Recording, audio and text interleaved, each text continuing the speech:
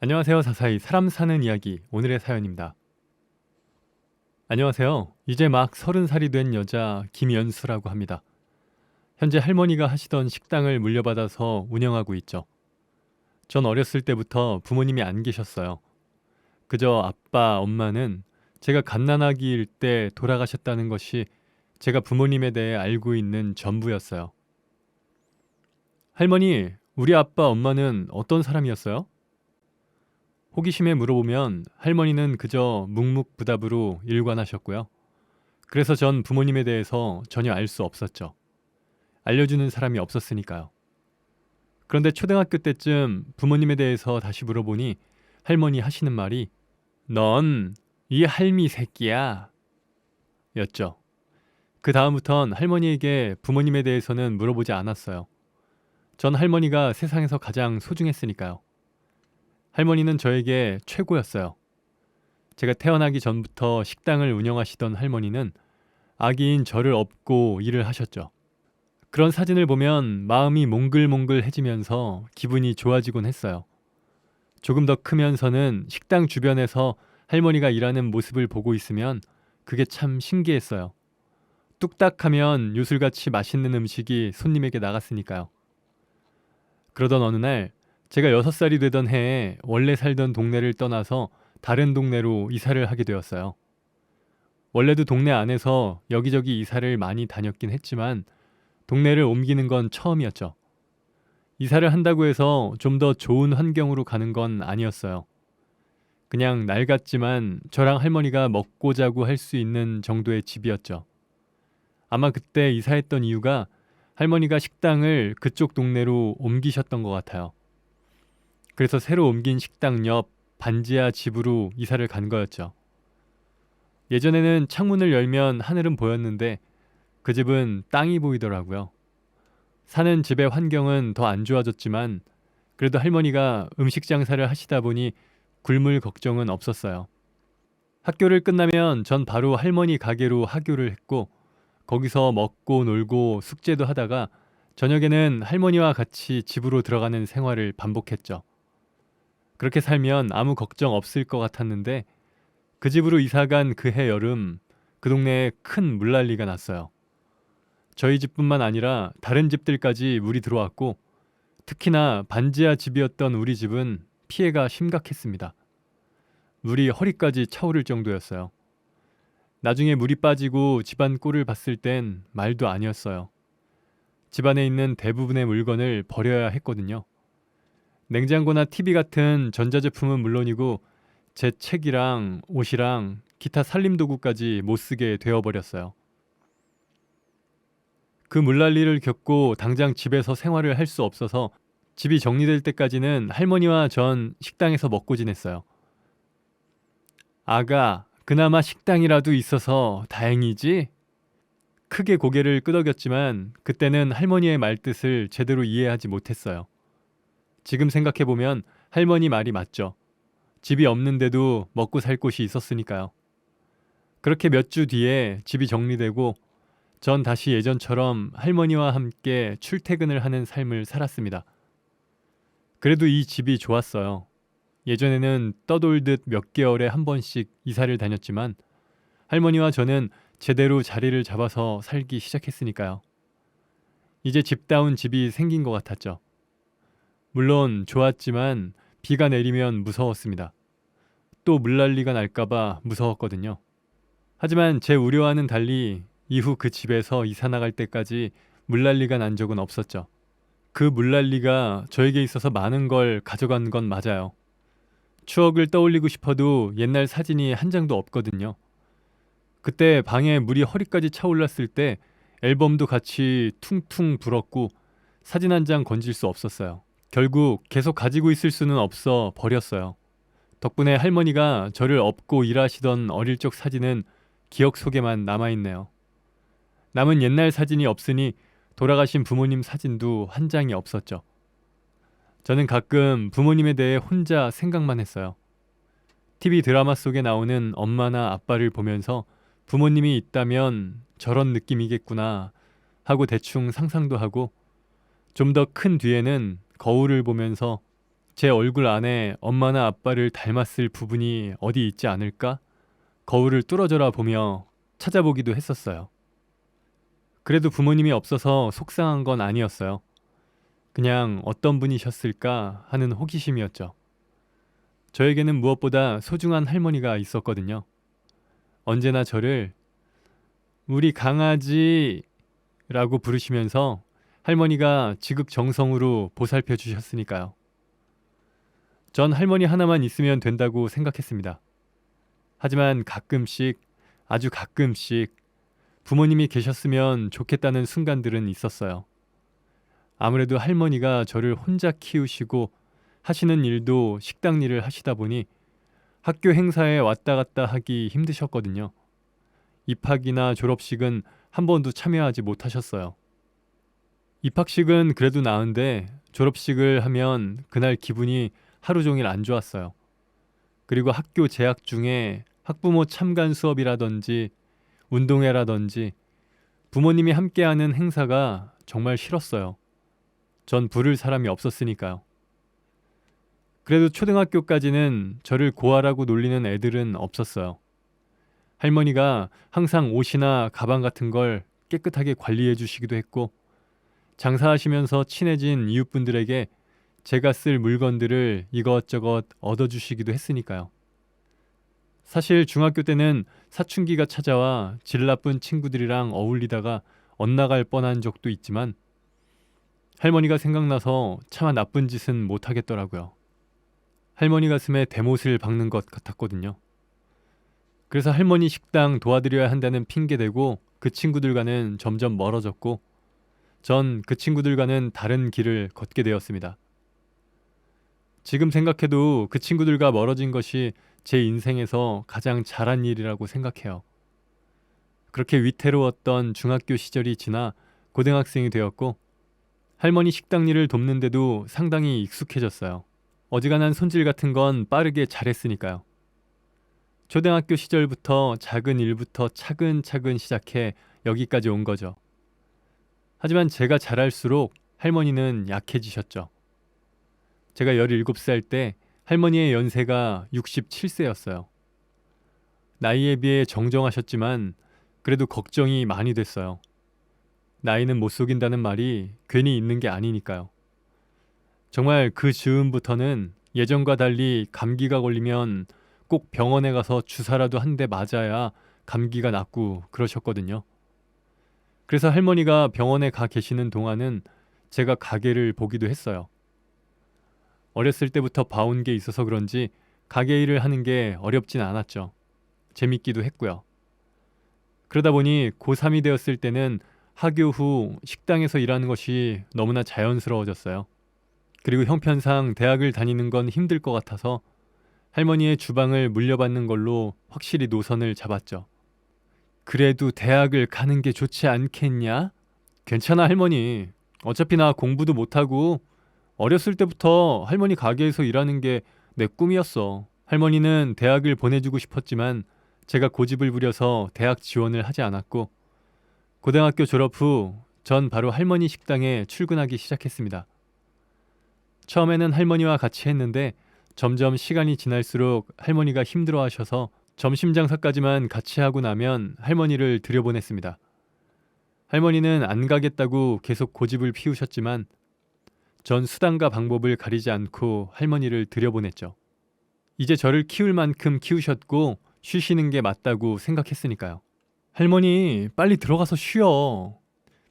아니야. 너 혼자 있으면 이상한 일 생길 수도 있다. 위험해. 괜찮아. 내가 힘이 없어 뭐가 없어. 그래도 아니야. 종이 호랑이라도 옆에 있는 게 낫다. 됐어. 바로 앞에 경찰서 있는데 여차하면 경찰서로 달려가니까 걱정 마세요. 사실 할머니가 제가 식당에 혼자 있는 걸 걱정하시는 이유는 바로 가게 맞은편에 있는 큰 경찰서 때문이었습니다. 물론 좋은 경찰들과 형사들도 계시지만 무서운 사람들도 종종 식당에 오시더군요. 며칠 잡혀 있다가 나온 사람들도 옵니다. 그래서인지 두부가 들어간 김치찌개도 잘 나가고 두부김치를 시키면서 두부를 자르지 말고 통째로 달라는 사람들도 종종 있어요. 그렇게 내어드리면 묵묵히 두부를 퍼 드시는데 다시 오지 않겠다는 굳은 마음으로 먹는 것 같았죠.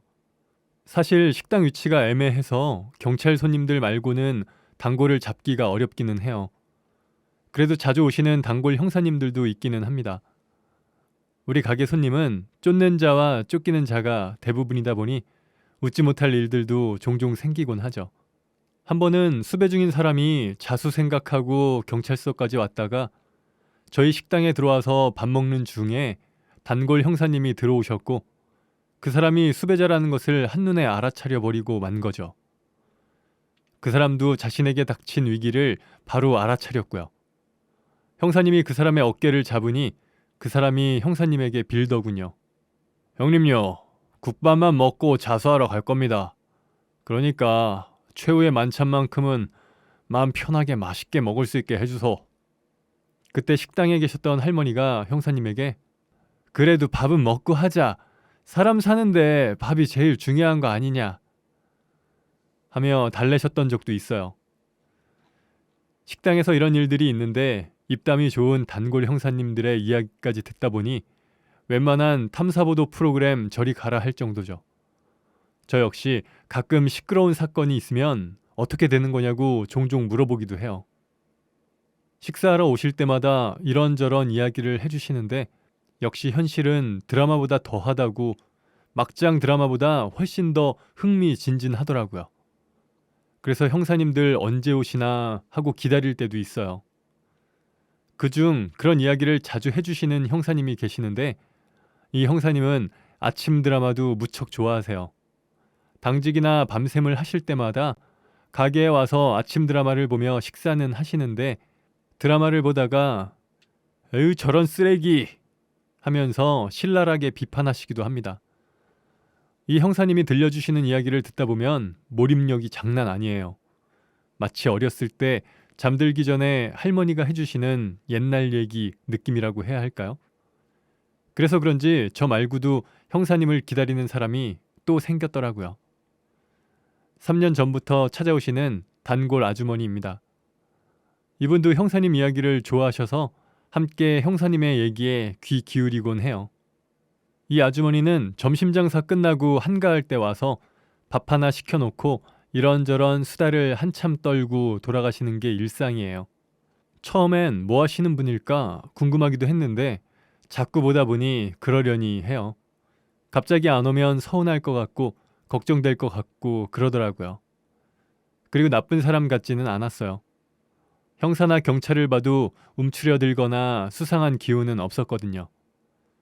그런데 점점 오는 횟수가 늘면서 뻔뻔해지는 건지 아니면 정이 넘치시는 건지는 모르겠지만 이 아주머니는 술집에 양주를 키핑하듯이 저희 식당에 올 때마다 과일을 사서 놓고 가고 식사 후에는 후식을 먹어야 한다며 과일을 깎아 드시더라고요. 그렇다고 혼자만 먹는 건 아니에요. 같이 먹어, 같이. 저도요? 그래, 같이 먹어야 맛있지. 감사합니다. 나쁘지는 않았어요. 저도 과일을 좋아하는 편이었고 그 아주머니 덕분에 제철 과일을 다 챙겨 먹을 수 있었으니까요. 할머니 없이 혼자 있으면 좀 그럴 때도 있는데 아주머니가 같이 있어 주셔서 좋기도 했고요. 가끔 무서운 사람들도 들락날락 거리지만 그래도 훈훈한 분위기도 있고 좋은 식당인데 한 가지 걱정이 있었죠. 저도 이제 30이 되어가고 이제는 할머니 혼자 식당을 하실 수 없어서 혹시 제가 시집이라도 가버린다면 이 식당은 문을 닫아야 할지도 모른다는 것입니다. 물론 아직 만나는 남자도 없지만요. 다른 사람들이 식당에 오는 손님 중에 마음에 드는 사람 없냐고 물어보기도 하는데 가끔 손님 싸움에 새우등이 터질 지경이다 보니 그런 얘기는 마치 꿈 같은 얘기예요. 전에는 이런 일도 있었어요. 어느 오후 식당에 온 손님이 있었는데 인상이 썩 좋지 않아서 속으로 조용히 밥만 먹고 갔으면 좋겠다고 생각하면서 음식을 내어줬죠.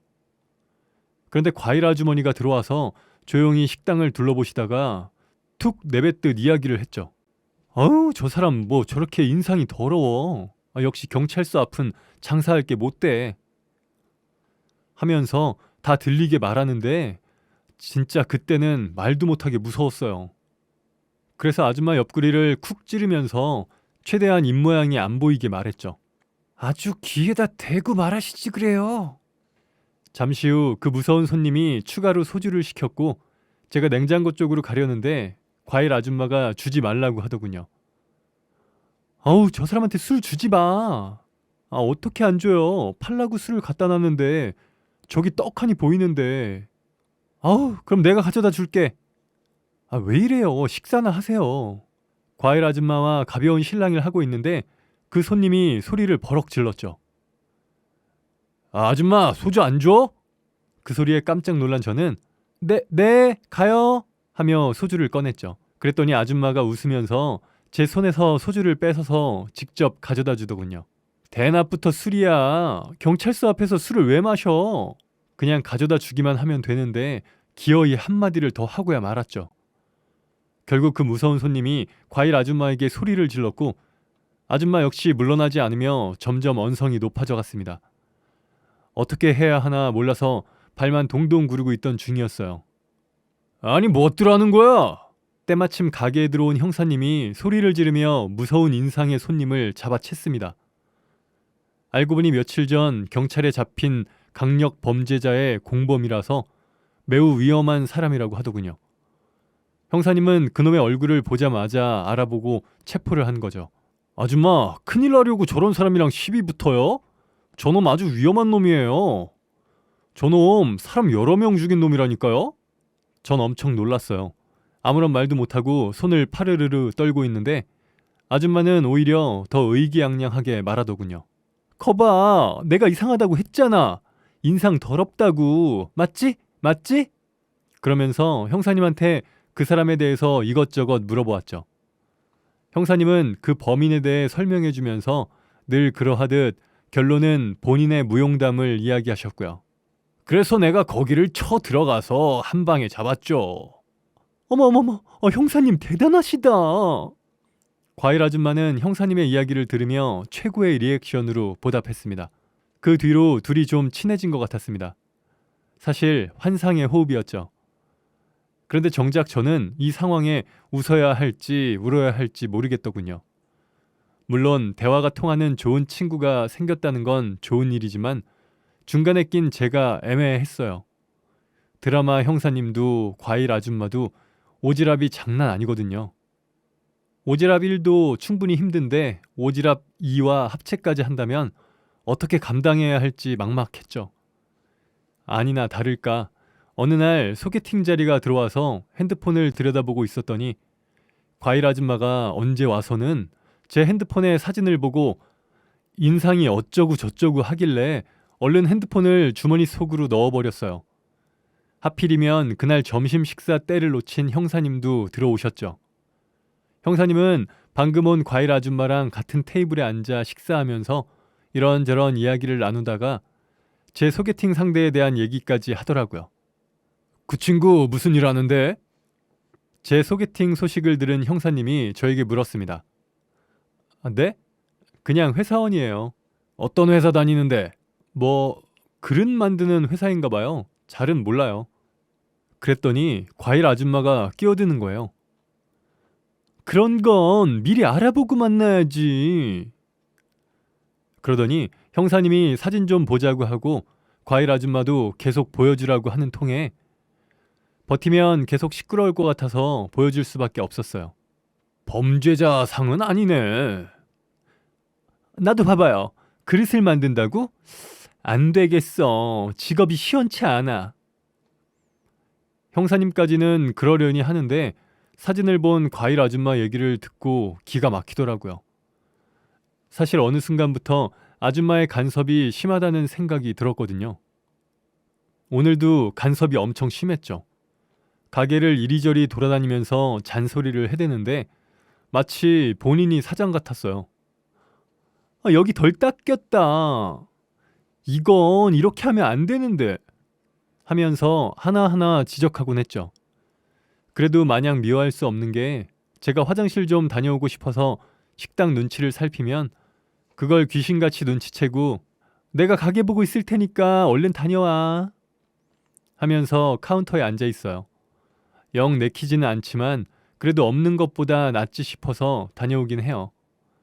그래도 저를 챙겨주는 면이 없진 않아서 오지 말라고 할 수도 없었죠. 그날 한바탕 제 소개팅남에 대한 토론을 하며 식사를 하고 난 뒤 형사님이 식사 후 계산하시면서 조용히 저에게 말하더군요. 저 아줌마 말이야, 왠지 수상하다. 왜요? 범인 냄새가 나요?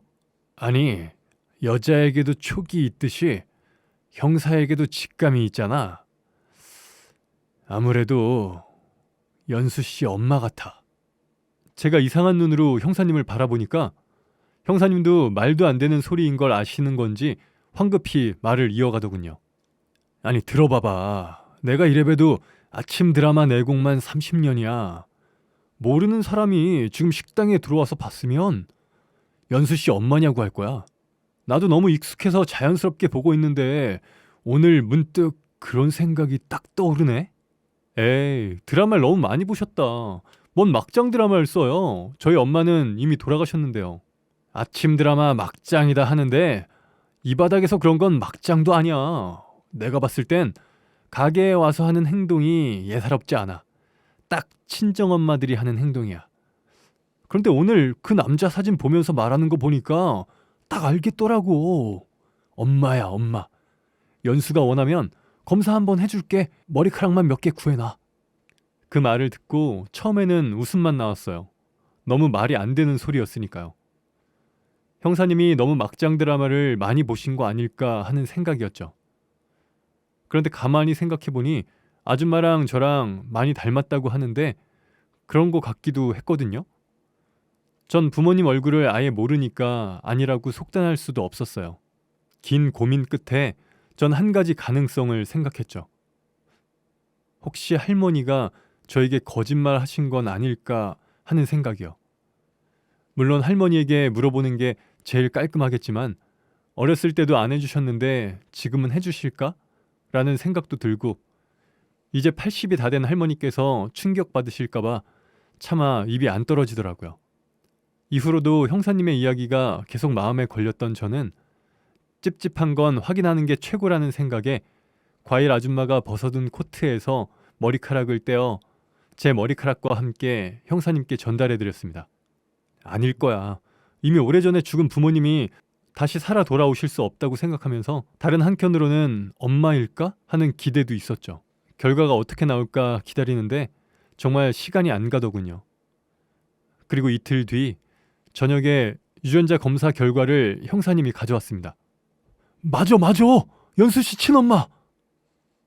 전 떨리는 손으로 검사지를 확인했고 친엄마라는 사실을 제 눈으로 확인하자 그 자리에서 주저앉고 말았습니다.